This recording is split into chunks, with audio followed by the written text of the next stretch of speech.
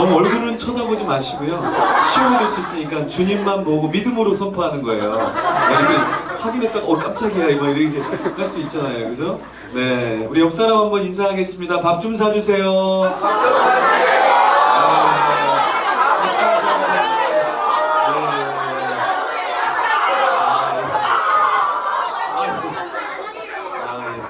안 먹어도 되는 분들이 막 계속 밥을 사달라고 그러네요, 그죠? 네, 감사합니다. 오늘 그 연령대가 제가 중고등학교 이상이라고 들었는데, 예, 우리 우리 어르신들도 오늘 오셨네요. 일치 어르신들도 오셨네요. 알겠습니다. 다 같이. 예. 수준이 높으시니까, 그죠?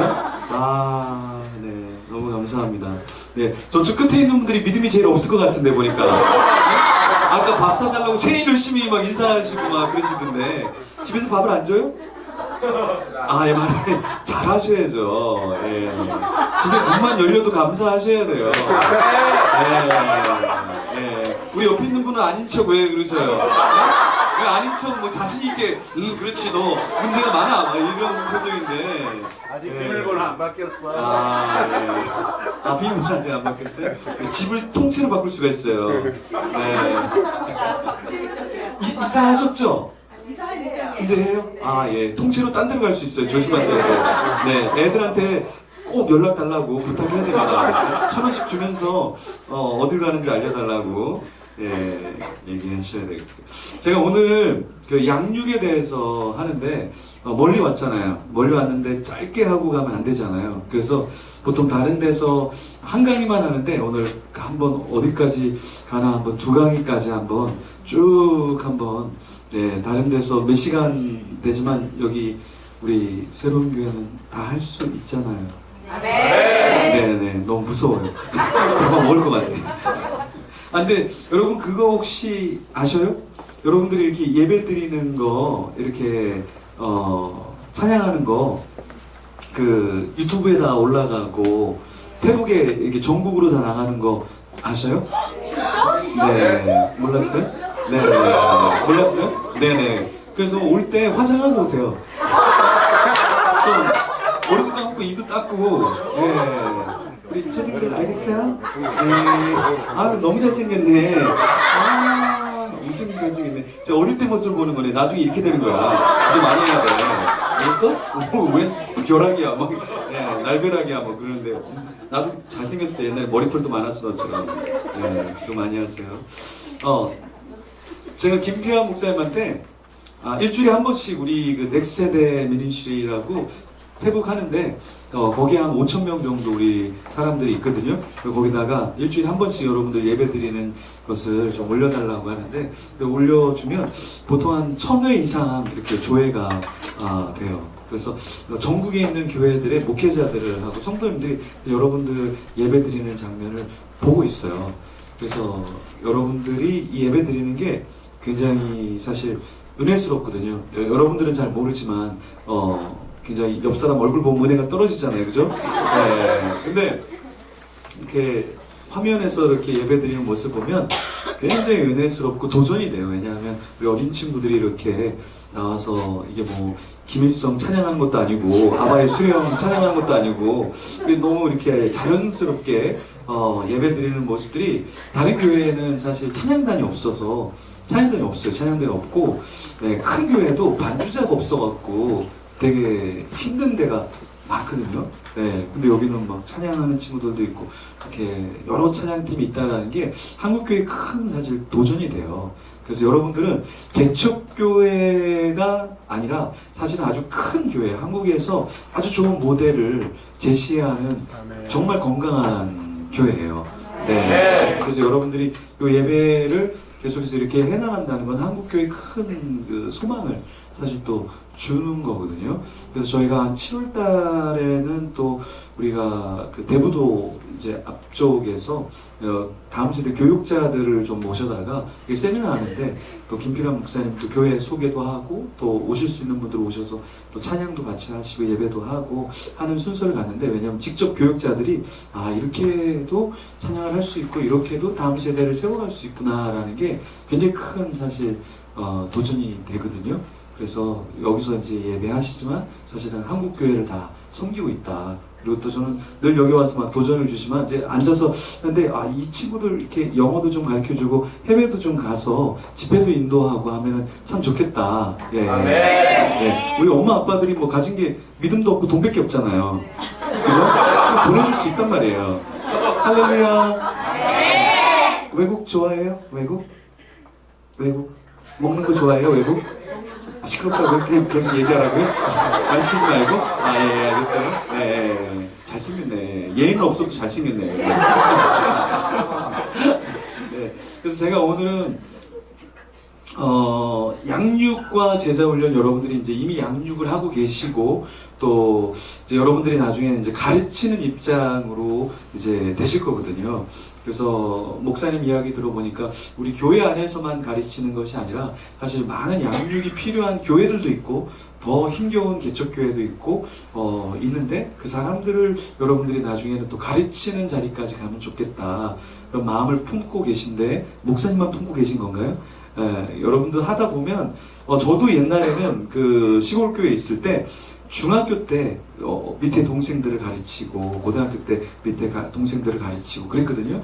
근데 우리들이 좀 잘 배워서 그것을 다른 곳에서 좀 가르치면 사실 좋을 것 같고, 우리 초등학생, 중학생, 고등학생들도 사실 학교 가거나 대학생들이 캠퍼스에 가면 기도 모임들을 사실은 예전에 이런 모임들을 중학교에서도 하고 고등학교에서도 하고 대학교에서도 했거든요. 근데 그럴 때 여러분들이 또 양육을 할 수 있고 또 이걸 갖고 또 말씀을 배우고 할 수 있다면 참 굉장히 좋을 것 같아요. 그래서 여러분들이 교회 안에서만이 아니라 교회 밖에서도 얼마든지 조금 이걸 사용하실 수 있도록, 그래서 조금 더 좀 눈을 열어드려서 어떤 방향성으로 갖고 이 교재를 쓰고 또 양육하고 훈련을 시켜야 되는가를 좀 제가 전체적인 걸 오늘 좀 열어드릴게요. 그래서 여러분들이 좀 이해 안 되는 부분도 있지만 또 녹화가 되는 부분이 있을 테니까 한번 조금씩 다시 한번 들어보시면 좋을 것 같아요. 그러니까 한 번은 여러분들이 사실은 이것을 배워보거나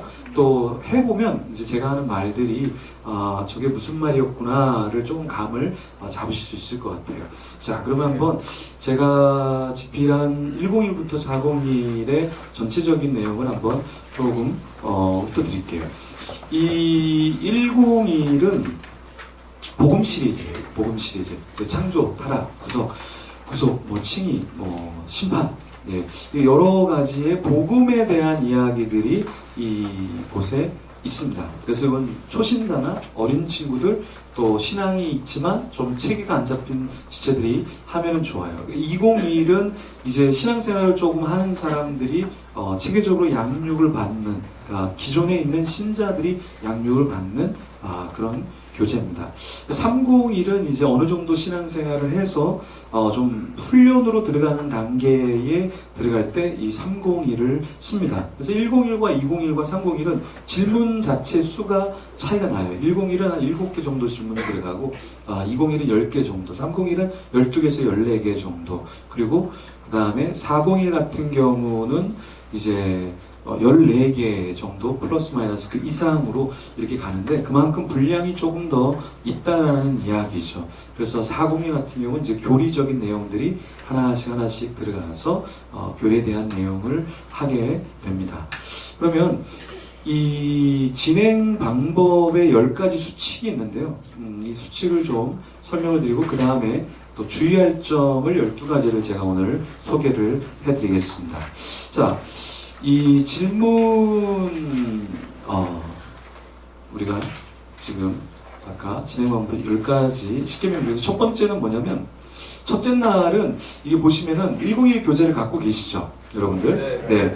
갖고 계시면 이게 12과로 구성되어 있는데 딱 열어보시면 10과만 되어 있을 거예요. 왜 과인데 왜 12과라고 이야기하시지? 그게 아니라 첫날은 오리엔테이션이에요. 오리엔테이션. 그러니까 처음부터 모든 양육이 똑같습니다.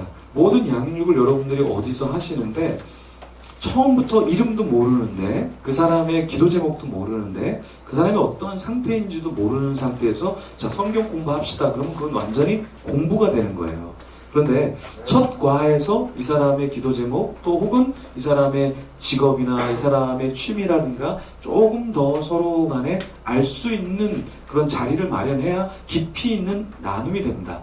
그러니까 제가 쓴 양육 교재는 성경 공부가 아니에요. 그러니까 들어갈 때 질문이 들어가요. 그리고 성경을 보고 다시 나올 때 질문으로 나와요. 그래서 이게 무엇이냐면 왜 이렇게 하냐면 성경 공부는 그냥 다이렉트로 바로 그냥 성경을 찾아서 답만 달면 끝납니다. 근데 이 양육 교재는 젊은 우리 친구들이나 젊은 이들이 나눔을 하면서 자기의 생각을 정리를 하게 하고 그럼 성경은 그것을 뭐라고 이야기하는가? 그리고 다시 성경을 기점으로 내가 이걸 어떻게 살아가야 되는가를 다루게 되는 거예요. 성경을 우리가 삶에 접목할 때 두 가지의 지평이 있는데 하나의 지평은 성경의 지평이에요. 또 다른 지평은 뭐냐면 삶의 지평이라는 거죠. 근데 대부분 성경 공부는 이 성경의 지평만 이야기를 해요. 한쪽만 이야기를 해요. 그리고 삶에서는 이게 어떻게 적용되어야 될지 어떻게 고민되어야 될지를 전혀 논하지 않는다라는 거죠. 그렇죠? 근데 이 삶의 지평, 그럼 나는 예를 들어서 나는 무슨 죄를 짓고 있는가? 그럼 나는 이 죄를 이겨내기 위해서 어떤 노력을 해야 되는가가 삶의 지평이죠. 그래서 두 가지를 다 가야 양육이 되는 거예요. 이해가 되세요? 그래서 이 양육 훈련을 하는 분들은 자기가 말을 많이 하면 안 돼요.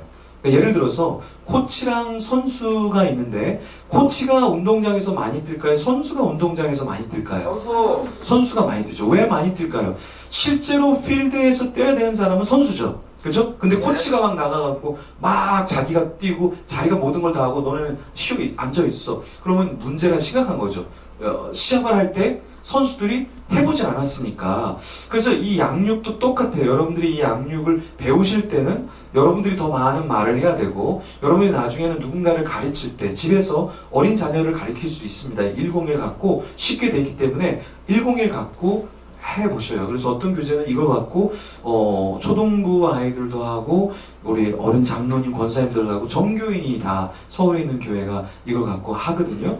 다 할 수 있어요. 왜냐하면 101은 굉장히 쉽게 돼 있기 때문에 그래서 어린 아이들 또 어르신들이 읽고 이해할 수 있게 쉽게 계속해서 질문을 다듬은 것이라 충분히 할 수 있어요. 근데 중요한 건 뭐냐면 이것을 누군가가 더 많이 이야기를 하는가라고 했을 때 양육을 받는 사람이 더 많이 고민하고 이야기를 나눠야 한다는 거예요. 그래서 이걸 나중에 여러분이 배우실 때 참 많은 이야기를 나누게 되는데 나중에 이걸 갖고 교육을 할 때 나는 이야기를 많이 안 하는데 이 사람들의 이야기를 굉장히 많이 듣게 되기 때문에 똑같은 양육이 되지가 않아요. 예를 들어서 1그룹, 2그룹, 3그룹, 4그룹인데 똑같은 교재를 갖고 월, 화, 수, 목을 하는데 이 내용이 다 달라요. 그래서 이 양육을 하면 지쳐야 되는데 피곤해야 되는데 재미가 있어요. 여기서는 이런 나눔을 했는데 여기서는 어떻게 반응할까? 여기서는 어떻게 반응할까? 여기서는 어떻게 반응할까? 그 반응이 다르기 때문에 가르치면서 또 많이 배우는 거예요.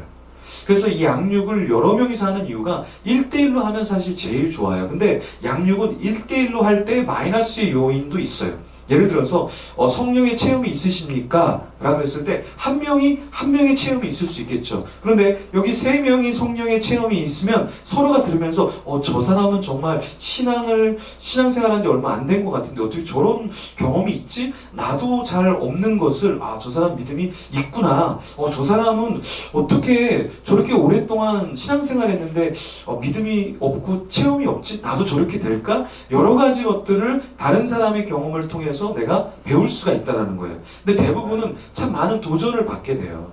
그래서 그런 것이 나를 성숙시키고 나를 돌아보게 하는 그런 좋은 시간이 된다라는 거예요. 그래서 첫 번째는 여러분들이 진도를 나가는 것에 주안점을 두면 안 되고, 첫 번째 오리엔테이션 하는 거예요. 그래서 서로 전화번호 좀 서로 나누어 가집시다. 생일은 언제이신가요? 이렇게 가볍게 별명은 뭔가요? 저는 꽃돼지인데 왕돼지신가요? 네, 이렇게 서로 조금씩 삶을 나누는 게 굉장히 좋아요. 그래서 저는 이 양육을 할 때 첫 번째는 제가 젊은이들을 많이 하다 보니까 맥도날드나 커피숍이나 어떤 곳에 가서 커피를 한 잔 마시던가 밥을 먹으면서 조금 서로를 이해하는 시간을 갖습니다. 네, 그래서 첫 번째 과를 할 때는 진도 나가는 것에 여러분들이 주안점을 두면 안 된다. 그리고 두 가지 툴이 있는데요. 두 가지 툴을 여러분들이 사용하실 줄 알아야 돼. 하나는 대화법이고 하나는 질문법이에요. 이게 무엇이냐면 이 양육교재는 일방적인 교재가 아니라 그랬죠. 그러면은 일방적이지 않으려면 대화를 해야 돼요. 그리고 질문을 해야 된다고요. 그래야 이게 깊이 있게 간다라는 거예요. 이해되십니까? 자, 그러면은 우리 이 대화법이 뭐냐면 우리 친구 좋아하는 과일이 뭐가 있어요? 포도처럼 생겨서 포도를 좋아하시는군요. 그렇군요. 포도도 종류가 되게 많잖아요. 빨간 포도도 있고 뭐 파란 포도도 있고 어떤 포도 좋아해요? 보라색. 색깔이 아빠 닮아서 희한찬란하네요. 보통 보라색을 좋아하진 않는데. 그렇군요. 누가 포도를 많이 사줘요? 엄마가 많이 사줘요? 아빠가 많이 사줘요? 엄마가. 그래서 엄마랑 같이 앉아 있어요? 네, 예, 그래요. 예. 그렇군요. 그래요. 운동은 뭘 좋아해요? 축구. 네네. 아빠가 뭐 축구 많이 해줘요? 안 해줘요. 오늘 비밀번호를 바꾸면 돼요. 네, 알겠죠? 네, 그럼 다음부터는 열심히 해줘요. 알겠죠? 네, 오늘 가서 실천하세요. 오늘은 아빠가 먼저 들어가서 아마 들어가 계실 거예요, 아마. 네, 그렇군요. 이게 대화법이에요. 대화법은 뭐냐면, 한 가지만 물어보면 안 돼요. 여러분들이 이제 자녀들을 가리키거나 교회에서 가리킬 때 아이들한테 물어보면 또 나이가 든 사람한테도 물어보면 단답형으로 지금 시대는 단답형으로 얘기한다는 거예요. 근데 그 단답형으로 끝내지 않으려면 대화를 하시면 돼요. 이게 또 다른 말은 질문법이에요. 뭐냐? 질문을 계속해서 던지죠. 끊이지 않게 계속해서 던지죠. 그럼 이 친구는요, 자기가 나중에는 물어보지도 않는데 자기가 막 대화를 하기 시작하는 거예요. 그쵸? 그러니까 여러분들이 우리가 어르신들은 아는데 이렇게 펌프질 할 때 옛날에 펌프질이라는 게 있었는데 그 펌프질을 할 때 물이 안 올라오는데 물을 한 바가지 집어넣고 하면 물이 올라오는 게 있어요. 그 펌프질. 그러니까 펌프질을 아는 분들은 이제 곧 저랑 천국 가실 분들이고 펌프가 뭐야 하는 건 땅에서 영원히 살 수 있는 젊으신 분들이죠. 그쵸? 네. 마찬가지로 이 질문이라는 것은 처음에 이렇게 던지면서 질문을 통해서 이 사람 마음을 열고 계속해서 대화를 통해서 깊이 있게, 그러면 둘이 대화하지만 전체 사람들이 웃고 듣고 저 집은 저렇구나, 자 아이의 문제는 아빠랑 놀지 못하는 그런 괴로움이 있구나, 굉장히 힘겨운 가정 가운데 있구나, 이것들을 알면서 기도해 주겠구나, 중보기도 할 때 아버지가 축복할 수 있는 놀라운 역사가 있게 하여 주시옵소서, 우리 부르짖어야 되겠구나. 이게 양육의 맛인 거예요. 그래서 여러분들이 교회에서 뭐 공과를 하든 교육을 하든 항상 선생님들이 한 가지 질문만 하면 안 되고 여러 가지 질문들을 다양하게 해야 돼요. 그래서 이 친구한테 한 번 질문하고 끝나면 안 되고 이 친구한테 여러 번 질문해주고 또 다음 친구한테 여러 번 질문해주고, 그런데 똑같은 질문을 여기에 계속 또 하고 똑같은 질문을 이 친구한테 하는 게 아니라 한 질문을 이 친구한테 충분히 나눴으면 다음 질문으로 넘어가서 또 다른 친구가 나누고 다른 친구가 나누고, 이렇게 어떤 질문은 이 친구들 다 같이 한 번씩은 해볼 수 있도록. 그러니까 질문을 여러분들이 사실은 이 양육을 할 때 여러분들이 디자인을 하셔야 돼요. 디자인을. 내가 첫 번째 질문은 한 명한테만 물어보는 가벼운 질문이구나. 근데 이거는 누구나 다 한 번은 고백해야 되는 질문이니까 이 질문은 다 같이 한번 던져봐야 되겠다. 그래서 다 같이 한 번씩 나눌 수 있는 기회를 줘야 되겠다. 이게 디자인이 되어야 한다는 거예요. 그래서 여러분이 이 대화법과 질문법을 잘 사용하셔야 돼요. 그러니까 이게 없으면 공부가 되는 거예요. 성역 공부. 아, 지겨워.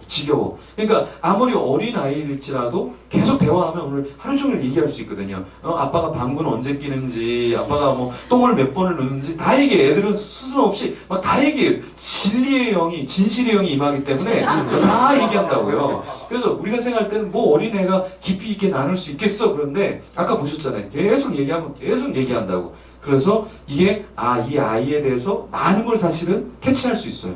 그래서 양육할 때 여러분들이 한 가지 질문을 갖고 끝내시면 안 되고 거기에 서브 질문. 그래서 질문을 보시면 기본적으로 제가 쓴 책은 처음에 질문이 있어요, 사실은. 그리고 본문으로 들어가는 성경 구절이 있고 다시 질문으로 빠져나와요. 그러니까 기본이 한 질문이 아니라 사실은 한 질문 안에 앞뒤로의 질문들이 계속해서 나와요.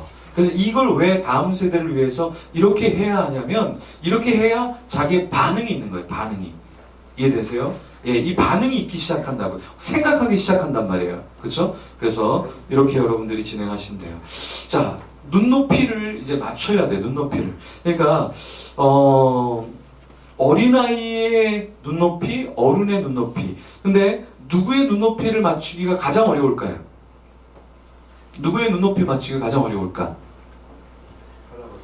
예, 어릴수록 어려워요. 그러니까 예를 들어서 제가 오기 전에 오늘 모인 사람의 연령대가 어떻게 됩니까?를 물어본 것은 오늘은 얼마나 힘겨울까를 딱 알 수 있는 거예요. 왜냐하면 어른들이 오면 그냥 막 던져도 다 알아들어요. 근데 어린 친구들이 오면 굉장히 이 친구들의 수준에 맞춰줘야 돼요. 네네. 그래서 그 친구들의 수준으로 같이 얘기를 해줘야 된다는 거예요. 예를 들어 설교할 때도 마찬가지로 친구 방구 좋아해? 방구 안 좋아해? 똥 좋아해? 똥 먹을래? 안 먹을래? 똥 그럼 오줌은 많이 싸? 안 싸? 그럼 넌 인간이야? 인간이 아니야? 와, 그럼 뭐야 너는? 로봇이야? 뭐야 그러면? 귀신이야?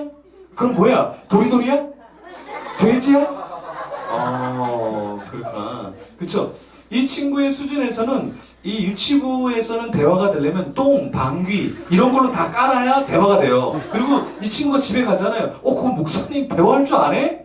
딱 이런단 말이에요. 이게 뭐냐면 막 여기서 뭐 칭의, 막 성화, 뭐 인류의 구원, 예, 세계 평화, 예, OECD 국가. 그럼 얘가 미쳤나 이게 오늘 뭐 먹고 왔지? 이러는데 자기 수준에 맞는 그 방구, 똥구, 똥, 오줌 이 얘기를 하면 와 진짜 오늘 교회 가고 싶다. 은혜 받고 싶다 오늘. 방구, 똥구 은혜 받고 싶다. 완전히 이 교회는 똥으로 가득 차야 돼. 주여 똥으로 가득 차게 하여 주옵소서. 이게요. 수준을 맞추는 게 되게 어려워요. 그래서 설교할 때 제일 어려운 설교가 요 친구들이 오면 설교자들이 다 힘들어요.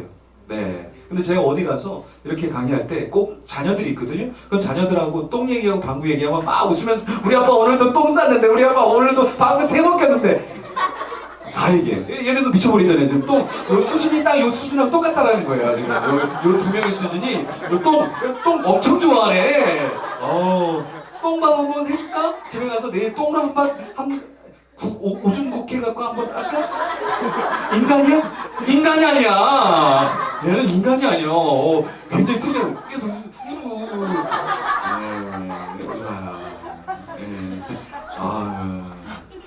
그래서 수준은 낮을수록 여러분들이 연구를 많이 해야 돼요. 사실 어르신들은 뭐를 던져도 다 캐치해요. 연세가 많으셔도 빨리빨리 캐치하셔요. 암송도요. 암송도 어르신들이 나이가 많으시니까 못할 것 같죠? 절대 그렇지 않아요. 어르신들은 집념을 가지고서 내 돌에 새기고 가리라. 새겨서 오셔요. 지워지지가 않아 그 돌이. 예. 그렇죠? 근데 어린 아이들일수록 여러분들이 더 많이 신경 쓰고 더 많이 생각하고 더 많이 디자인을 하셔야 된다는 거예요. 그래서 초신자의 눈높이에 맞춰야 된다. 이게 뭐냐면 사실은 기존의 교회를 오래 다니신 분들은 이게 익숙해 있어요. 무엇이 익숙해 있냐면 모든 교회의 용어가 다 익숙해져 있단 말이에요. 생각 자체가 모든 게 다 익숙하단 말이에요.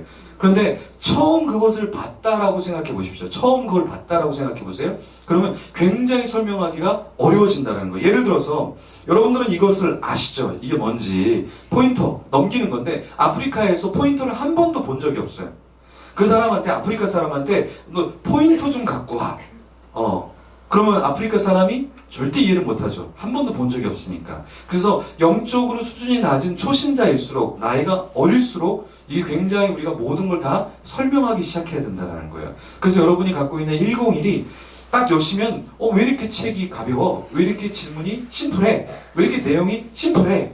라고 하는데 절대 심플하지 않다는 거예요. 왜냐하면 우리는 지금 굉장히 영적으로 모든 거에 익숙하기 때문에 이게 쉬워 보이지만 예를 들어서 처음 이것을 본 사람은 이거 자체가 해석하기가 굉장히 어려워지는 거예요. 저 단추는 뭐지? 저 단추는 뭐지? 저건 뭐지? 왜 저거는 저렇게 생겼지? 모든 게 다 궁금증이란 말이에요. 모든 걸 다 배워야 된단 말이에요. 처음은 아프리카 사람은. 그렇죠? 그러니까 신앙도 똑같은 거예요. 그래서 101은 저도 복잡하게 처음에 만들었는데 이걸 감수해 주시는 분이 이렇게 만들면 안 된다. 나도 초신자를 많이 해봤지만 이 질문들을 다 잘라내야 되고 내용을 다 해야 된다. 내가 이렇게 열심히 만들었는데 내가 이렇게 논리적으로 교리적으로 완벽하게 만들었는데 그게 중요한 게 아니라 초신자의 눈에서 씹을 수 있는 양, 그죠?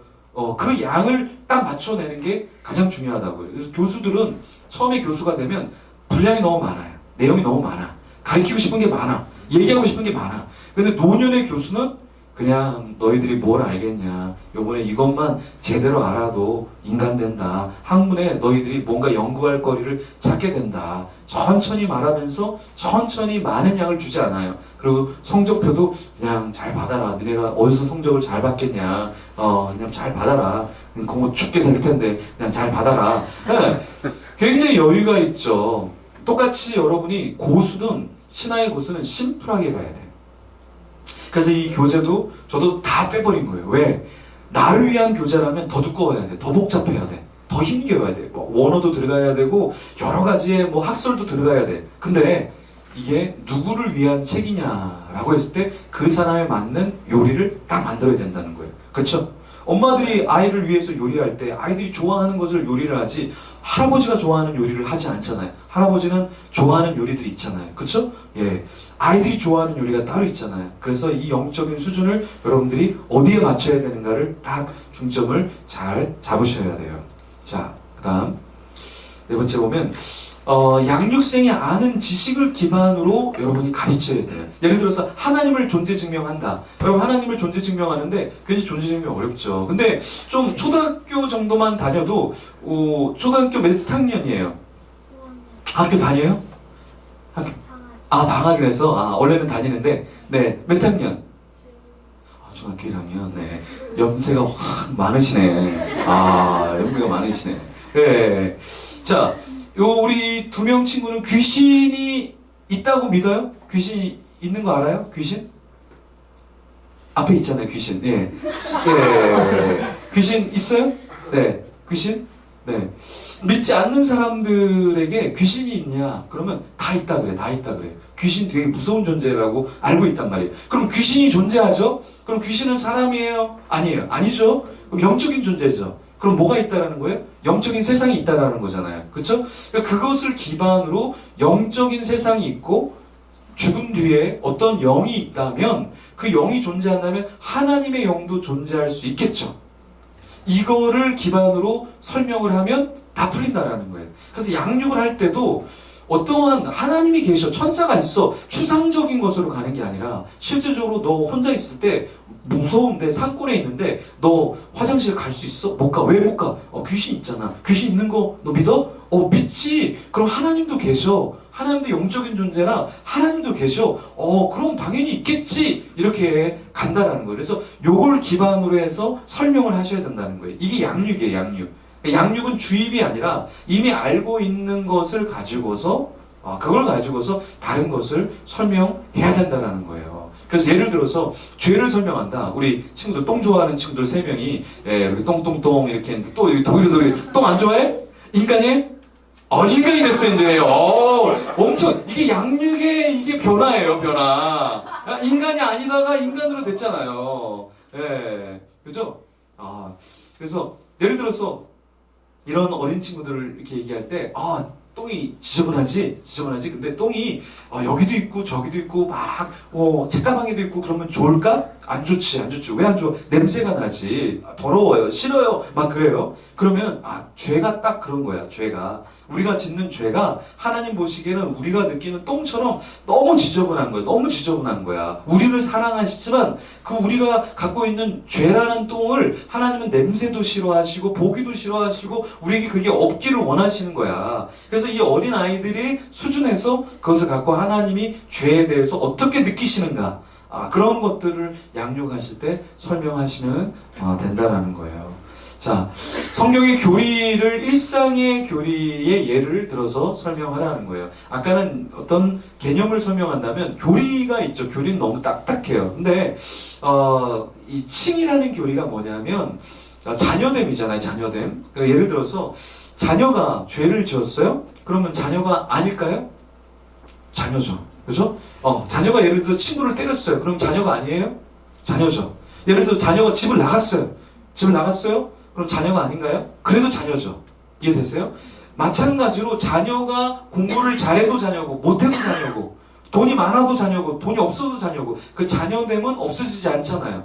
그래서 하나님이 우리를 자녀 삼아주신 칭의도 나의 완벽함과 나의 부족함이 기준이 아니라 하나님과의 관계성 때문에 내가 어떤 죄를 지어도 내가 하나님을 피해서 어떤 것을 도망가도 하나님이 나를 향한 자녀됨의 그 칭의는 유지가 된다는 거예요. 존속이 된다는 거예요. 이게 이 교리를 설명하기 위해서 우리가 자녀됨에 대해서 이야기하는 거예요. 너는 태어날 때부터 부모님 가운데서 태어났지. 너의 노력으로 그렇게 됐어? 아니요. 그냥 이미 태어나 보니까 사람이 되어 있다라는 거죠. 이미 사람이 됐잖아요, 이제. 아니었다가 사람이 됐잖아요. 태어나서 보니까 사람이 된 거잖아요. 그죠? 마찬가지로 우리도 내가 어떤 노력을 해서 하나님의 자녀가 된 게 아니라 하나님이 나를 불러주시니까 지금 이 자리에 있는 거잖아요.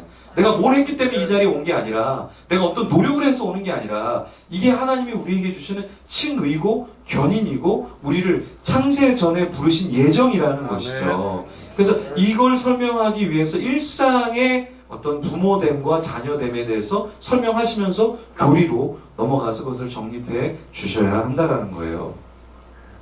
자, 믿은 지 얼마 안 된 친구를 양육할 때 우리는 약간의 도전은 줘야 돼요. 약간의 도전은 줘야 돼요. 그러니까 어린 자녀일지라도, 여기 어린 자녀일지라도 교회에서 너무 잘하는데 찬양도 시키고 인도도 시키고 성경도 읽고 또 뭐 훈련도 받고 이렇게 할 때 잘하거든요. 근데 너무 우리가 믿음이 없어서 이 사람 못할 거야. 안 따라할 거야. 그래서 아무것도 요구하지 않으면 잘하지 않는다는 거예요. 잘하지 않아요. 성장하지 않아요. 자, 예를 들어서 성경을 한 장씩 읽습니다. 어렵지 않죠? 교회에 처음 온 사람한테도 부탁을 하면 합니다.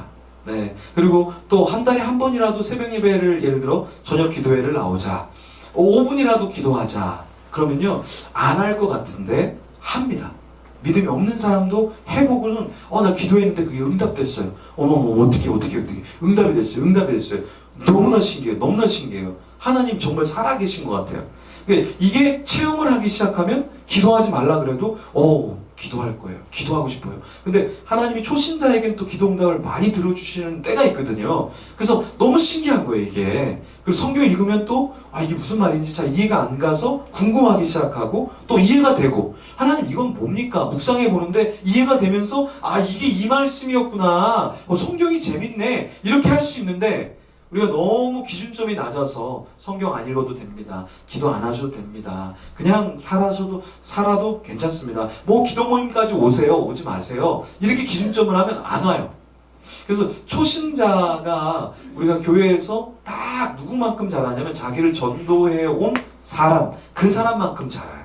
그 사람이 열심히 기도하면 그 사람도 열심히 기도를 나와요. 그렇게 해야 되는 줄 알고. 그렇죠? 그래서 여러분들이 양육할 때 기준점을 너무 낮게 잡으면 안 된다는 거예요. 자녀들을 양육할 때도 너무 낮게 잡으면 안 돼요. 그래서 할 수 있을 만큼 너무 많이 주는 거는 무리가 되지만 적당하게 조금씩 주면 그게 굉장히 여러분 많이 성장하게 된다라는 거예요. 네. 그래서 그렇게 하시면 됩니다.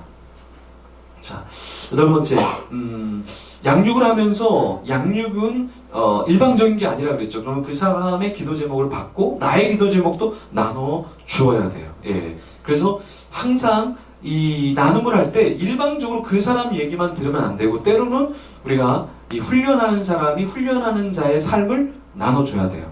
그래야 도전도 받고 아 신앙생활은 저렇게 하는 거구나 저렇게 하는 거구나. 그러니까 예를 들어서 오늘 저는 서울에 있는 데서 세미나 오늘 하루 종일 하고 내려왔고 이제 기차 타고 올라가면 내일 새벽기도 집에 도착하면 1시 정도 되거든요. 새벽기도 내일 또 가요.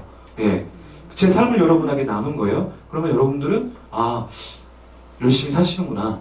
얼굴이 안 되니까 저렇게 살아야 되나? 뭐 여러 가지 생각이 들 수 있겠지만 그렇게 사는구나. 그래서 저는 제 삶을 이렇게 많이 나눠요.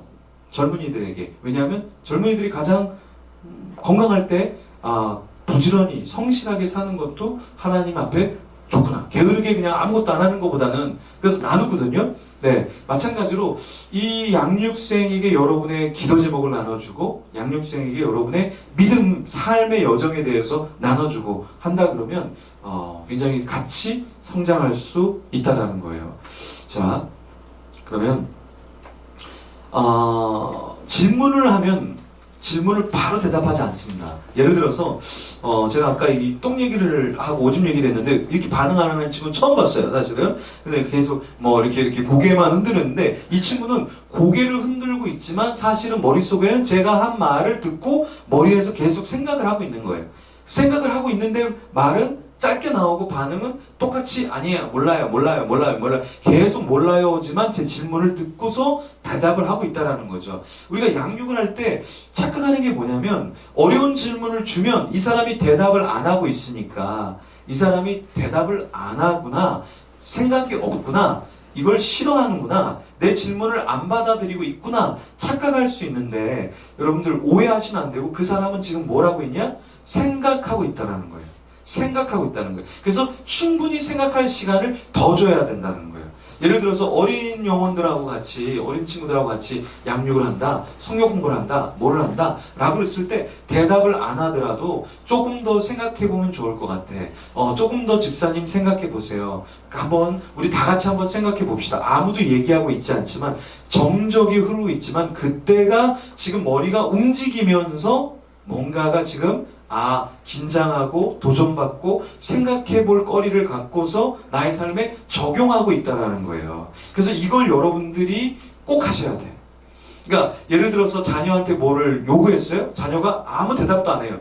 근데 나중에 돼서 대답을 한다는 거예요. 얘 왜 빨리 대답을 안 하지? 생각하고 있었다는 거예요. 너 이것 좀 하면 좋겠어. 안 하고 있어요. 왜 안 하지? 근데 얘는 어떻게 할까? 생각하다가 나중에 행동으로 옮기니까 말을 안 듣는 게 아니라 생각할 시간이 필요했던 거죠. 마찬가지 양육 때도 뭐가 필요하냐면 이 대화를 줬을 때, 질문을 줬을 때 바로 대답하지 않는 경우가 더 많아요. 하지만 기다려 주셔야 돼요. 정적이 흐르죠. 정막이 흐르죠. 근데 그게 양육이 되고 있는 거예요. 예를 들어서 우리 화장을 할 때 화장 한번 딱 한 다음에 싹 지워버립니까? 화장을 해놓고 팩을 한 다음에 어떻게 해야 돼요? 팩을 한 다음에 가만히 기다려야죠. 그럼 어떻게 됩니까? 안으로 들어가잖아요. 살살 이 피부 속으로 들어가는 시간이 필요하잖아요. 우리의 질문도 똑같은 거예요. 질문을 던져놓고 질문 답이 없어? 그럼 너는 됐어. 너도 없어? 너도 없어? 됐어? 값어. 끝! 이게 아니라 생각해보세요. 생각 계속하고 계세요. 그럼 뭐 하고 있냐? 생각을 하고 있다는 거죠. 그래서 이걸 여러분들이 오해하시면 안 돼요. 적막감. 난 이거 너무 싫어. 근데 그게 사람들을 찌르고 있는 거예요. 야, 누가 좀 제발 대답해라. 누가 좀 제발 좀 나서라. 아무도 안 하냐. 오늘 내가 해야 되겠다. 그거는요. 적막감을 깨면서 한 사람이 반응하죠. 그래서 저는 젊은이들 제자 훈련하고 양육할 때는 유치한 방법은 이거예요. 한번 대답해 보세요. 그럼 그 사람만 대답하면 돼. 남들은 쟤 대답하는 거 뭐 대답하나 이렇게 보고 있죠? 아무 생각을 안 해. 근데 오픈해서 여기 있는 분들 중에서 혹시 부모님께 죄송했던 옛날의 경험이 있다면 한번 말씀해 주세요. 그러면 아, 이걸 어떻게 얘기해? 어떻게 얘기해? 누가 얘기하지? 누가 얘기하지? 아, 난 언제 그랬지? 난 언제 그랬지? 요 시간을 줘야만 다 같이 생각하는 시간을 갖게 되는 거예요. 그리고 없으면, 아, 우리 집사님이 참 많으실 것 같아요. 우리 형제님이 참 많으실 것 같아요. 네네. 예, 아멘 나오잖아요. 예, 네네. 그래서 그렇게 유도해서, 바로바로 질문이 나오고 답이 나올 걸 여러분들이 바라지 마시고 같이 이걸 즐기시라는 거예요. 아멘. 네, 감사합니다. 자, 신앙생활을 잘하기 위해 말씀을 삶에 적용해 보도록 해주세요. 그래서 이제 이 101부터 401에는 101과 201은 그렇게 과제가 많지 않은데 301부터는 맨 뒤에 생활 과제도 있고 체크리스트 하는 게 있어요. 체크리스트를 작성하는 게 있어요. 성경을 읽었는지, 기도를 했는지, 전도를 했는지, 조목조목 뒤에다가 하는 게 있어요. 이걸 왜 하냐면 삶에 적용해 보도록 하는 것이 양육의 제자 훈련이에요. 제가 얘기했죠. 성경 공부가 아니라고. 이건 공부가 아니에요, 공부가. 그럼 공부가 아니면 뭐냐면, 삶의 지평에서 내가 어떻게 살아가고 있는지를, 여기서는 성경의 지평을 배운다면, 나눔을 한다면, 그러면 집으로 돌아가서, 학교로 돌아가서, 세상에 돌아가서는 자기의 삶의 지평에서 어떻게 이것을 부딪혀야 하는가를 한번 해봐야 되겠죠. 그래서, 해볼 수 있는 실천사항을 주는 거예요. 카톡으로, 한번 문자로 말씀, 은혜를 나누는 거예요. 어렵지 않죠? 다른 사람의 기도 제목 받아보기. 리더나 목회자와 식사하면서 차 마시는 거. 태신자, 그러니까 전도할 사람과 차 마시고 선물 주고 신앙에 대해서 나누기. 학교나 직장에 남들보다 5분 먼저 가서 공기, 환기하고 청소하기. 남들보다 5분 더 늦게 퇴근하기. 이런 것들을 삶의 과제로 줘야 된다는 거예요. 이해되세요? 예. 그래서 사실 301하고 401부터는 조금 훈련조에 들어가기 때문에 이런 것이 다 적혀져 있어요. 책 맨 뒤에 보면 이번 주 해야 될 생활 과제가 다 적혀져 있어요. 네. 찬양 인도자에게 편지 쓰기. 예. 그런 게 과제로 적혀 있어요. 그럼 내가 적어보면 옛날엔 생각하지 못했는데 찬양 인도가 이게 쉬운 거는 아니구나. 이분이 좀 어려움이 있었겠구나. 그래서 인도자님을 위해서 제가 이번 주는 기도를 하고 이렇게 펜을 들게 됐습니다. 네, 용돈으로 맛있는 거 사 드세요. 1억 넣습니다. 이렇게 간단하게 편지를 써서 그렇잖아요. 1억 아래는 뭐 거지한테 접선하는 거지 뭐 그죠? 선물 정도 1억 정도 우리 친구들 그죠? 네, 대답이 없네요. 예, 좋아요. 네, 그래서 이렇게 여러분들이 삶에 적용해 보도록 이런 것들을 하는 게 굉장히 좋습니다. 네, 가정에서도 해보시면은 굉장히 좋아요. 네. 10가지 하고 주의점, 이 양육을 하면서 주의해야 될 것을 12가지를 제가 이제 설명을 드리도록 하겠습니다. 어려워요? 조금 어려우셔요? 따라오실 수 있죠? 네네. 예. 좋아요. 우리 중간에 있는 누나가 굉장히 옆에 있는 친구를 잘 깨우네요. 야, 그만 자. 야, 그만 자. 너야. 계속해서 깨우셔갖고, 아직도 살아계셔요. 아까 눈 좀 이렇게 감으셨다가, 천국 갔다가, 금방 또 강림하시고, 인간이 되셨어요? 네, 대답도 잘하시고, 잘생기셨어요. 네. 근데 목사님을 많이 닮았네. 목사님을 많이 닮았어요. 아니에요? 별로 안 좋아해요? 왕돼지 별로 안 좋아해요? 꽃돼지는 괜찮아요? 꽃돼지도 마음에 안 들어요. 예. 똥돼지는 괜찮아요? 똥돼지도 안 괜찮아요. 네. 큰 인물이 될 거예요, 아마. 네. 자, 양육 훈련 시에 이제 듣게 되는 실질적인 질문들인데, 이 질문들의 내용들을 살펴보면 우리가 주의해야 할 점들이 나타나기 시작합니다. 자, 우리가 101부터 401을 이제 진행을 하게 되는데, 삶 나눔과 몇몇 질문 중심으로 해도 되나요? 예를 들어서, 이 101은 질문이 7개씩 있다고 했죠. 근데 101도 7개 질문을 믿음이 없는 사람하고 복음 시리즈를 다 커버하기는 상당히 어렵습니다.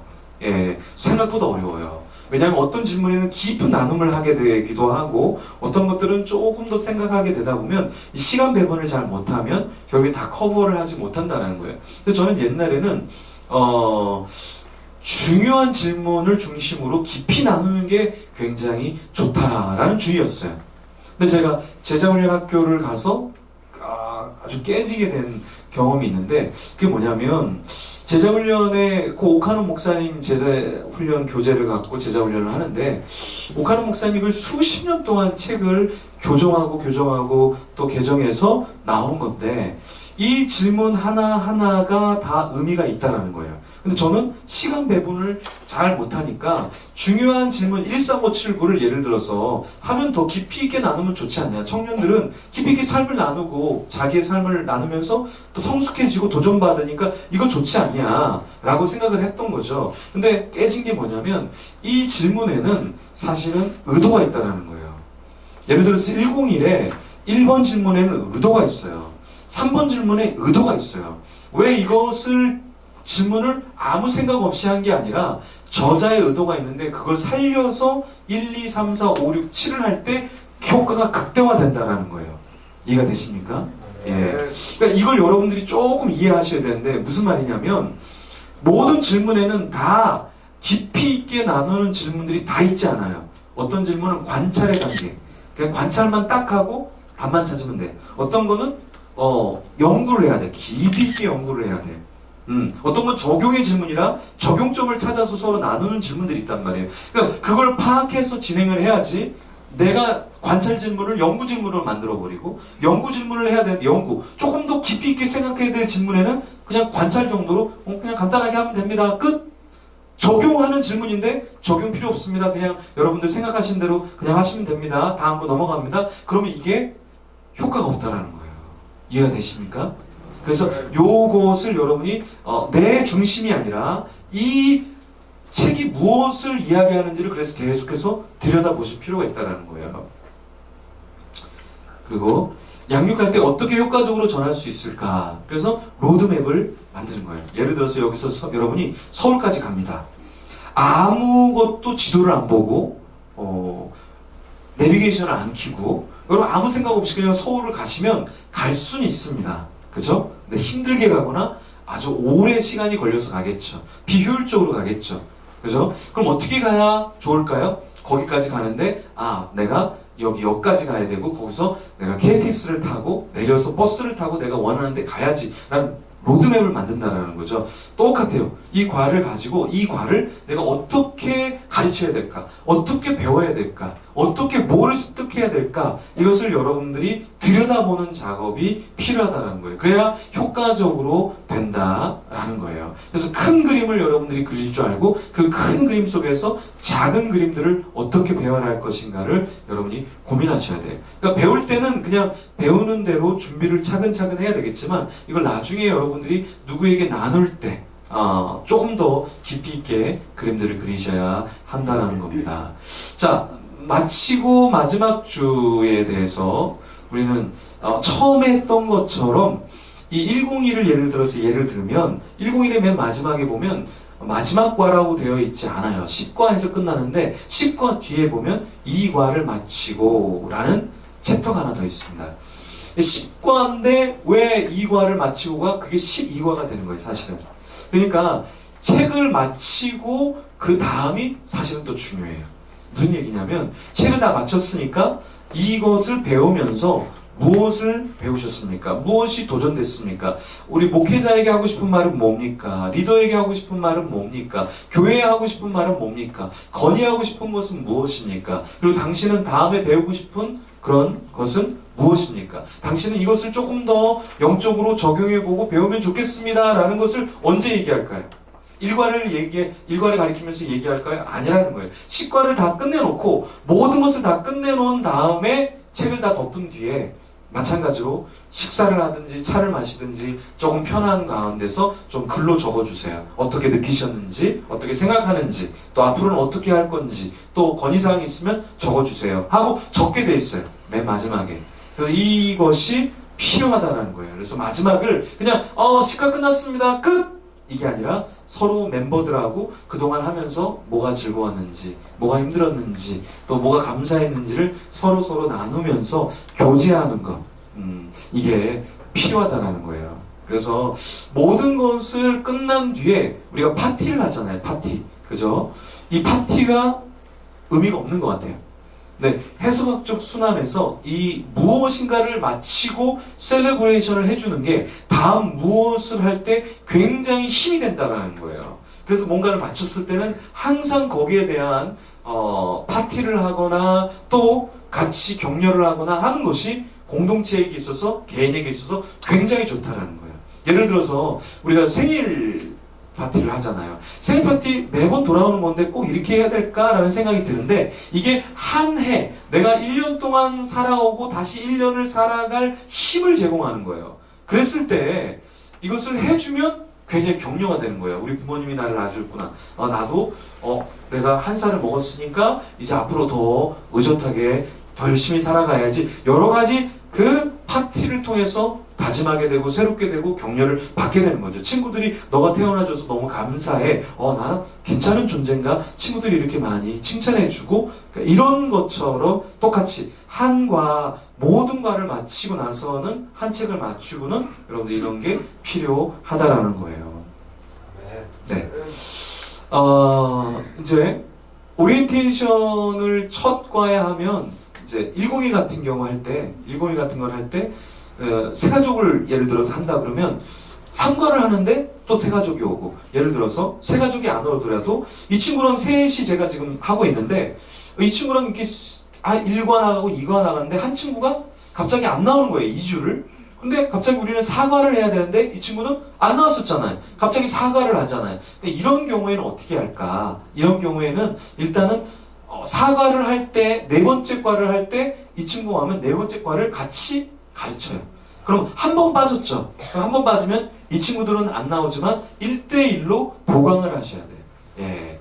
그래서 1대1로 왜 보강을 하냐면 1대1로 보강을 할 때 배우는 게 굉장히 많아요. 많은 사람하고 있을 땐 얘기하지 못한 가정의 이야기, 자기 개인적인 기도 제목 이야기, 그냥 편하게 한 번 1대1로 만났는데 굉장히 깊어져요. 여러 번, 7, 8번 만난 것보다 1대1로 한 번 만나면 이 사람에 대해서 굉장히 깊이 있게 알게 되고 친근하게 되고 하나가 된다는 거예요. 그래서 여러분들이 진행하다가 결석하는 사람 있어요? 결석했어요. 그대로 놔둬요. 왔어요. 가르쳤어요. 결석한 거에 대해서 보강을 해주시면 돼요. 네. 근데 이 보강을 이건 양육이잖아요. 양육. 공과가 아니잖아요. 양육인데 매번 빠져요. 매번 빠져요. 이럴 때는 다음 양육 때 들어오도록 하는 게 훨씬 더 좋을 수 있어요. 왜냐하면 이거 딱 한 번 하거든요. 인생에 딱 한 번 하는데 다 빠졌는데 이걸 끝까지 끌고 가서 너는 이걸 다 마친 거야. 이렇게 해서 101도 그렇게 끝나고 401도 그렇게 끝나면 이거 안 하는 것보다 훨씬 더 사람을 교만하게 하고 뭔가 안다 생각하고 훈련이 되지가 않아요. 그래서 한두 번 빠지는 건 보강을 해줄 수 있지만 그걸 계속해서 한다는 것은 결코 좋은 것은 아닙니다. 양육생이 잘 참여하도록 하기 위해서는 기회를 줘야 돼요. 기회.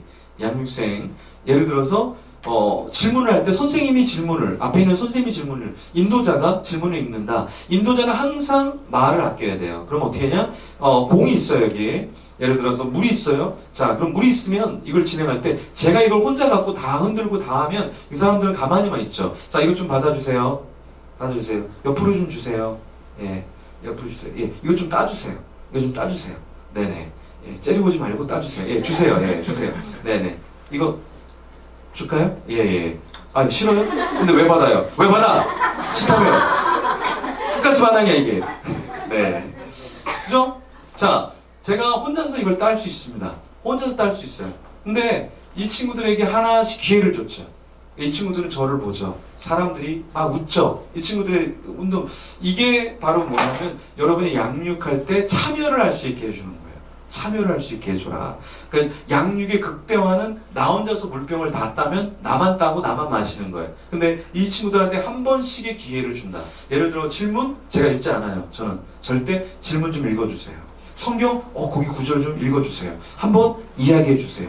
이렇게 동일하게 계속해서 뭔가를 부탁을 하면 이 사람들의 참여는 굉장히 참여도가 높아지면서 나는 들러리가 아니라 오늘 앞에 앉아서 저분이 하는 것을 나는 뭔가 봤어. 같이 뭔가 했어. 다 이해하지 못하도 그런 참여를 통해서 이게 극대화된다라는 거예요. 이해되시죠? 그리고 참여를 할 때 여러분들이 반을 운영할 때, 모임을 운영할 때 하나씩 다 감투를 주셔야 돼요. 무슨 말이냐면 이것을 극대화하기 위해서 이 친구는 뭐를 하냐면 이 친구는 앞으로 오면은 간식을 담당하게 하는 거예요. 예를 들어서 간식 집에 있는 땅 문서랑 통장이 있거든. 그걸 팔아서 간식을 준비해 오는 거야. 알겠지? 그래.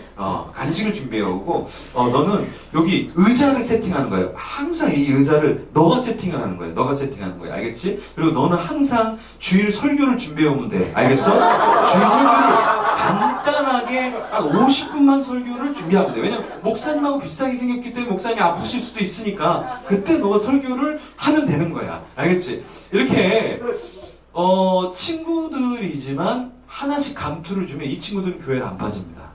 네, 교회를 안 빠져요. 그리고 교회를 무슨 간식을 줄까? 무슨 간식을 줄까? 우리 집에 통장이 몇 개가 있지? 뭘 통장을 지금 찾아봐야 될까? 계속 고민하기 시작하는 거예요. 그래서 이게 참 놀라운 게 이렇게 하면 안 나오던 친구들도 내가 간식 담당인데 요거는 내 돈을 쓴다. 내 돈을 써. 내 돈을 써서 귤 간식. 다음에는 망고 간식. 다음엔 수박 간식. 내가 사온다. 내가 사온다. 왜냐면 책임을 맡기 시작하면서 사람은 그 공동체에 대한 마음이 생기기 시작해요.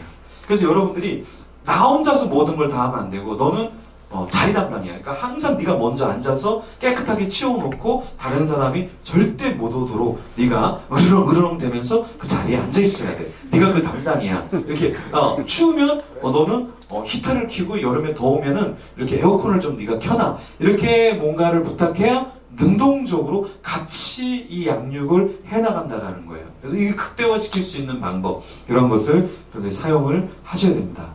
네. 양육할 때 주의점은 뭐냐면 칭찬을 하셔야 돼요. 칭찬을.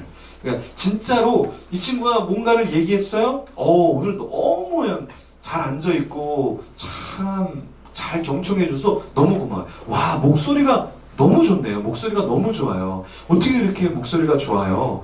목소리가 안 좋아도 일단 칭찬하시는 거예요. 아시겠어요? 예. 이 칭찬은요 굉장히 필요해요. 왜냐면 양육할 때 그 답 틀렸는데? 그 답 틀렸는데? 틀렸는데? 그럼 다음에는 대답하고 싶어도 틀렸는데 라는 말을 듣고 싶지 않아서 그냥 가만히 있는단 말이에요. 틀린 대답을 할지라도 와 너무 창의적인데 너무 좋아요. 너무 좋아요. 그렇게도 생각할 수 있군요. 완전 좋아요. 완전 좋아요. 완전 좋아. 감사합니다. 이렇게 해서 뭔가 양육할 때 칭찬을 하면서 그 사람이 들어올 수 있도록.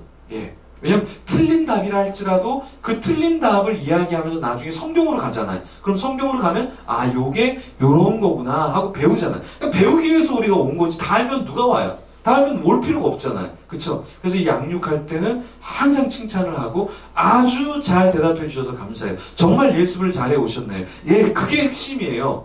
네, 이렇게 하셔야 돼요. 네, 복잡하게 많이 가르치려고 하지 마시고 하나하나 그 사람들과 같이 나누면서 하셔야 돼요.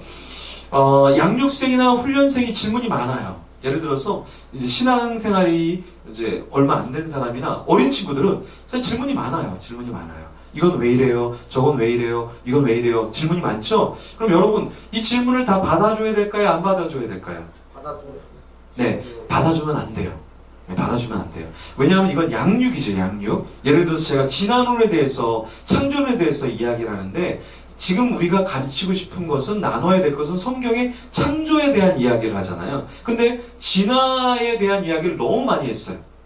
모든 걸 다 진화에 대한 이야기를 하고 진화를 반박했어요. 진화론이 틀렸다 반박을 했어요.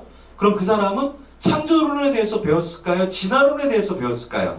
진화론에 대해서 배운 거죠. 그렇죠? 그럼 지금 우리는 뭘 가르쳐야 되는 거예요? 하나님이 천지를 창조하신 것을 배워야 되는데 이 사람이 진화론에 대한 질문을 하고 또 진화론에 대한 질문을 하고 또 진화론에 대한 질문을 하고 지금 배워야 될 건 창조론인데 그 질문에 휩싸여서 본질에서 멀어진다는 거예요. 삼천포로 간다라는 거죠. 딴 길로 이거는 좋은 양육이 절대 아니에요. 질문을 하죠. 너무 좋은 질문이에요. 요거 끝나고 우리가 커피 마시면서 우리 아이스크림 먹으면서 그 질문에 대해서 더 얘기해 봅시다.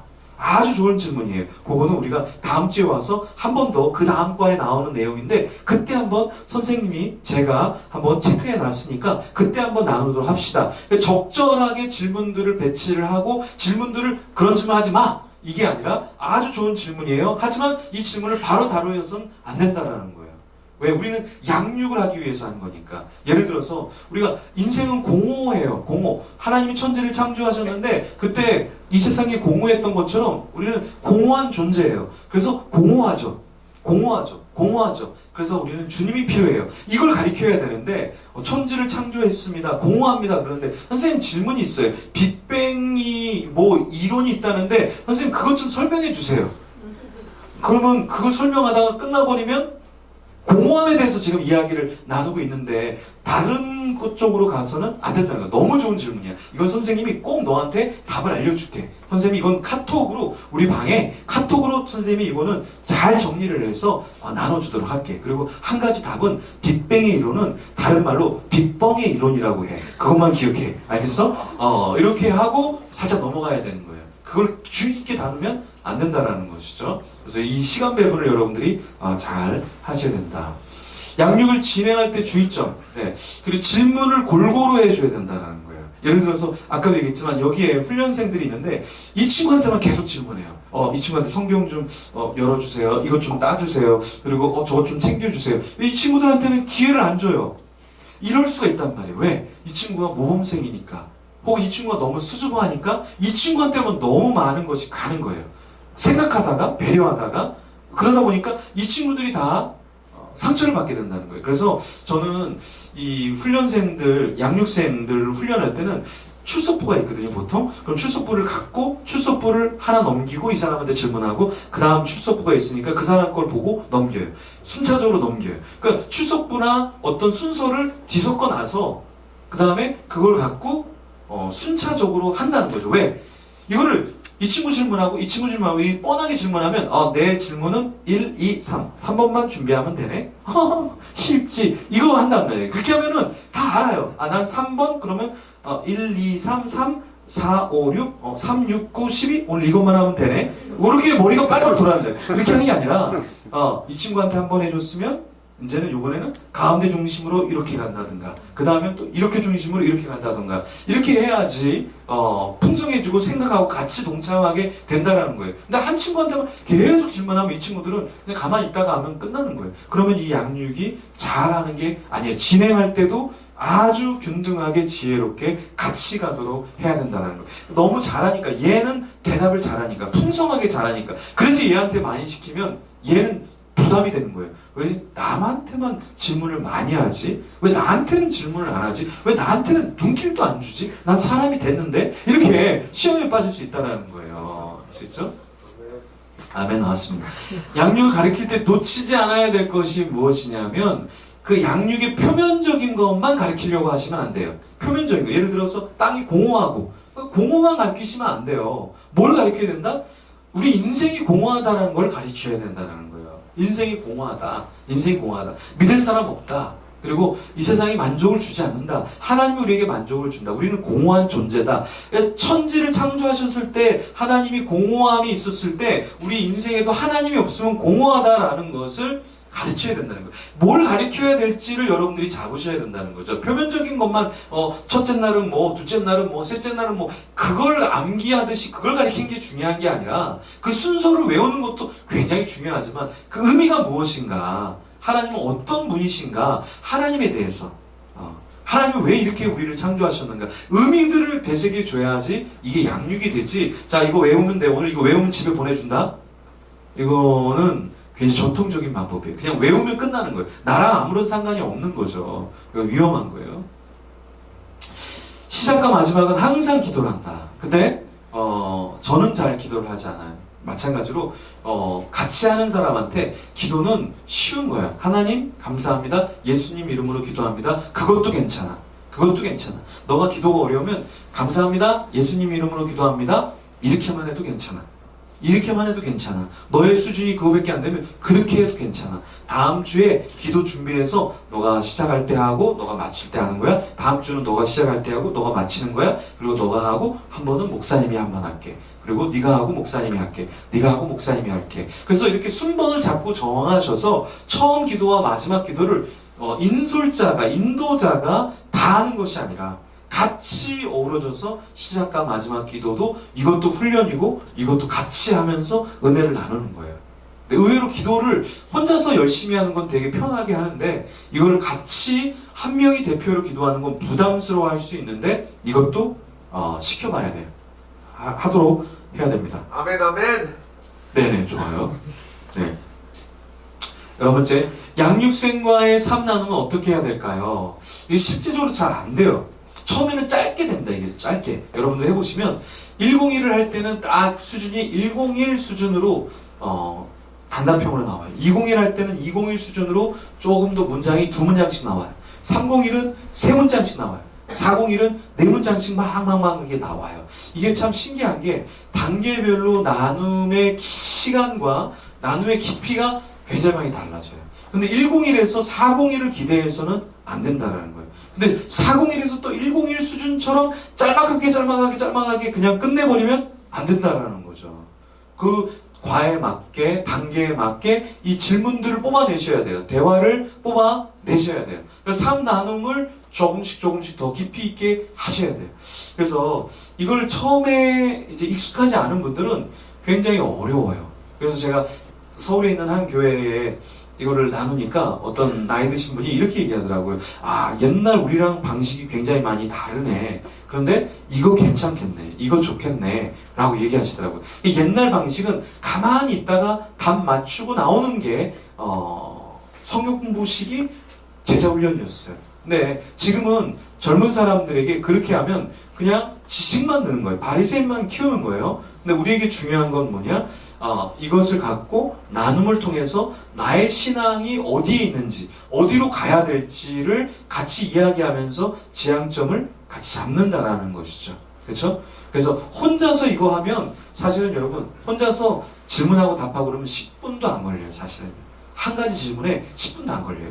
근데 이 7가지 질문이 1시간도 할 수 있고 2시간도 할 수 있는데 길게 하는 걸 저는 좋아하진 않지만 길게 할 수 있다는 건 뭐냐? 이 사람의 삶에 대한 이야기를 나누고 이 사람이 생각하는 것을 나누고 이 사람이 성경을 이해한 것, 성경이 어떻게 말하는지에 대해서 계속해서 질문하고 답하다 보면 충분히 풍성하게 나눌 수 있다는 거예요. 자, 마지막으로 이 양육생과 말씀을 나눌 때 너무 힘들지 않을까요? 라는 생각을 하는데 그렇지 않아요. 예를 들어서 마태복음 11장 28절에 수고하고 무거운 짐진 자들아 다 내게로 오라 내가 너희를 쉬게 하리라. 이 말씀이 하나님 말씀이기 때문에 어리니까 초신자니까 교회를 오래 안 다녔으니까 어렵겠다라고 생각하는데 이 말씀을 딱 읽어주면 눈물 흘리는 사람이 있어요.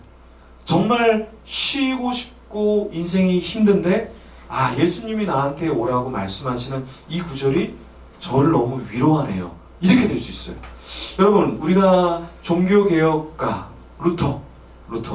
이 루터가 성경 한 절을 읽고 주님께 돌아왔거든요. 이신칭이 교리, 의는 믿음으로 말미암아 살리라. 한 구절을 부딪혀서 사실은 하나님께 돌아왔거든요. 로마서 1장 17절 그 한 구절이 뭐가 대단하다고. 근데 그 영혼에게 말씀이 들려지니까 말씀이 다가오니까 삶이 완전히 바뀌어지게 됐다는 거예요. 그래서 우리 양육생과 말씀을 나누는데 말씀이 어렵지 않을까? 그렇지 않다는 거예요. 그걸 암송하게 하고 고백하게 하고 따라 쓰게 하고 같이 고백하면서 읽게 하는 것들이 이 영혼에게 부딪혀져서 결국에 그게 반응이 일어난다라는 것입니다. 그래서 여러분들이 이 한 구절 한 구절 하나의 내용들을 그냥 버리는 것이 아니라 요 하나의 단어, 요 하나의 의미를 통해서 이 사람이 생각하고 하나님이 역사하실 것을 기대하면서 이끌어야 한다라는 것이죠. 그래서 때로는 우리의 제안, 우리의 생각들을 좀 내려놔야 돼요. 왜냐? 이거 양육이라든가 이것은 내가 하는 것이 아니라 성령님이 우리에게 말씀해 주시고 찔러 주시고 도전해 주시고 내 삶의 고백으로 고백하게 하시면서 나를 성숙하게 하는 영역이 있는 거거든요. 근데 그걸 성숙하게 하지 못하도록, 고백하게 하지 못하도록 그냥 놔두고서 그냥 됐어 넘어가자 하면은 절대 안 된다는 거예요. 그래서 여러분들이 이런 그 내용들의 주의점을 가지고서 하시면은 참 좋겠습니다. 그래서 가장 중요한 것은 뭐냐면은 여러분들의 수준만큼, 여러분들이 깨진 만큼, 여러분들이 노력하는 만큼, 여러분들이 자신을 내려놓는 만큼 배울 수 있고 또 가르칠 수 있다는 거예요. 그래서 사실은 이 교제가 중요한 게 아니라 기도하면서 하나님이 역사하실 것을 바라면서 하나님 나를 가르쳐 주세요. 먼저 나를 가르쳐 주세요. 그리고 내가 누군가를 가리키는 것이 아니라 한 구절이, 한 소절이, 찬양의 한 소절이, 기도의 한 소절이, 우리의 말씀의 한 소절이 나의 자녀에게, 나의 동료에게, 나의 교회 지체에게, 내가 키우는 자녀에게, 내가 맡고 있는 영혼에게 하나님 이런 역사가 일어나게 해주세요. 이 역사가 있을 때 우리 교회가, 이거를 성경 공부는 절대 사람을 바꿀 수가 없어요. 성경 공부는요, 가르치는 사람이 더 힘들어요. 근데 이걸 말씀으로 나에게 부딪혀지고 누군가에게 부딪혀지도록 역사를 강구하면서 하면 정말 내가 이걸 하면서 기쁨이 있고 도전이 된다라는 거예요. 우리 자리에서 한번 일어나서 한번 우리 기도하면서 주 앞에 나가겠습니다. 하나님, 나에게 하나님께서 역사해 주셔서 말씀을 가르쳐 주시고 내가 성경 공부를 하면서 바리새인과 서기관이 되지 않게 하여 주시옵소서. 내가 먼저 말씀을 묵상하고 암송하고 말씀 가운데 부딪히게 하여 주시옵소서. 나의 부족한 인격과 부족한 믿음들과 나의 삶의 모든 것들이 정화되게 허락하여 주옵고 거룩하게 되게 허락하여 주옵고 하나님 양육되게 허락하여 주옵고 주의 제자가 되게 허락하여 주옵고 이 시대를 다르게 살아가게 하여 주시옵소서. 이 주여만의 지금 기도를 나갑니다. 주여, 주여, 주여. 아버지 하나님 감사합니다. 하나님 아버지 하나님 우리 삶에 하나님 놀랍게 역사하여 주셔서 우리를 붙잡아 주시옵소서. 주여 아버지 하나님 나를 먼저 말씀 가운데 두게 허락하여 주셨고 나를 제한하지 않도록 주여 역사하여 주셔서 나를 살려주셔서 우리를 살려주셔서 주여 아버지 하나님이여 여기 귀한 영혼이 있습니다. 주여